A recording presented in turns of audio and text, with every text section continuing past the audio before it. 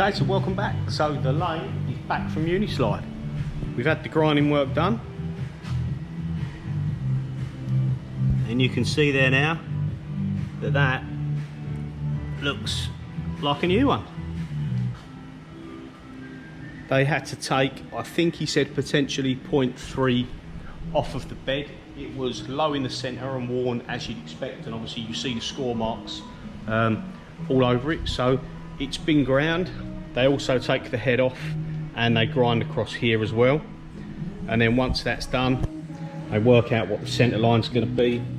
And then you can just see under there, probably see better this side, you can see under here that there's now new TURCITE or similar material. I'm not sure exactly what they use. It's stuck back underneath there. And then on the tailstock side, the bottom gets reground and then it's shimmed back up in the middle. They also shimmed it to adjust for the fact that this is a little bit out true, probably because the barrel itself seems reasonably good, but this inside was badly scored up and worn. So unless you start going to chrome rod and re-sleeving and getting right involved, I don't really want to go too mad on that tailstock. Normally you're only punching a drill through something, or before you're going to bore it out, or sometimes you're holding stuff, but I don't really do any long items, so most of my stuff will be in the chuck. When they were doing the alignment, the taper on the inside of this is a little bit battered, where people have bored through and just chewed up the actual spindle taper a little bit. Everything else seems pretty good, but he didn't want to align it off the spindle taper because of the surface damage, so I ended up going to XYZ and buying a brand new Bison 3-jaw chuck, which was a bit unexpected. So I knew I'd need one eventually because the one that came with it was pretty battered, but they needed it to do what they needed to do, so got that bought and sent straight up to them. So yeah, it's back. It's still on the skates from when we pulled it in, so what I'm going to be doing is putting the oiling system back onto here, and I actually bought a brand new X-axis lead screw. So here's the old one, and then in this bag is a brand new one, and then we've got the oiling system there, new fittings, and the new line over there.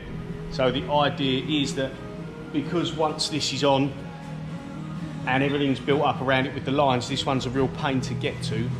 I thought for the money, I think it was £670 plus VAT for the screw. We'll do this one now while we can get to it, because the X-axis is the more difficult one, and the Z-axis, which until I get the new bearings in, I'm not sure how good or bad that is. I'll check everything before the enclosure goes back on. So if the Z turns out to be bad, I have the price from them for a new one of £1,500 plus VAT, which I'm hoping I don't have to do, but if it's shot, needs must, I suppose. I can't do all this and not replace it. But because it's on the front section, if I get the machine fully running and good to go, and then I check it, if the Z needs to be changed, it's a lot more easy to take them bearings off, take the support block off, and slide the screw out and replace it, compared to taking the saddle off, pulling all the oiler system out of the way because it comes off, the motor out of the way, and this, that and the other. So the Z's a lot easier. So yeah, just give you a quick walk around. You can see nice surface here. This has been done, even though it's not contact surface, it's just done anyway. But everything under there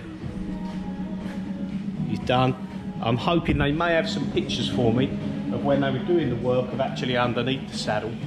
He thinks one of the guys got some photos just showing the TURCITE on there and the scraping and the oil channels that they put into the TURCITE. So if I get them, I'm going to add them onto the end of the video. You can see it's just so nice now. There's a few small spots where it's had some war wounds.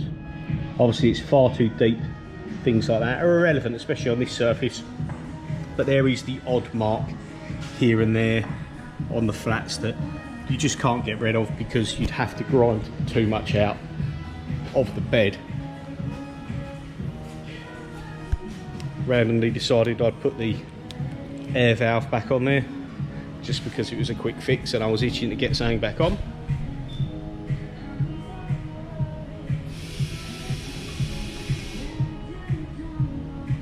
see where it's been raised up now, that difference, that these were tucked right in there as far as they could go and you couldn't move it. Now everything's nice. Can't slide this back out of the way because currently it's on the screw, but the rest is as it was, all stripped off. You can see the motor in there. I may jump in there and give that a bit more of a clean out, but yeah, that's pretty much it. She's back, she's good to go. So now I'm going to do a few late nights and start getting it all built back up. One last thing before I go, I'll show you the saddle while I've got it upside down. You can see the oil grooves in the new TURCITE, and there's the oil hole, opposite pattern on the other side, and then there's the new X-axis gib with the same grooves, same sort of pattern put in the oil hole, and then it's been scraped in. So yeah, there's the X-axis components, new bearings and stuff, good to go. So yeah, as said, I'll do another video when we sort of semi back together. We get the X and the Z put back on mechanically wise, get that bolted back in, and yeah, see you soon. Cheers for watching.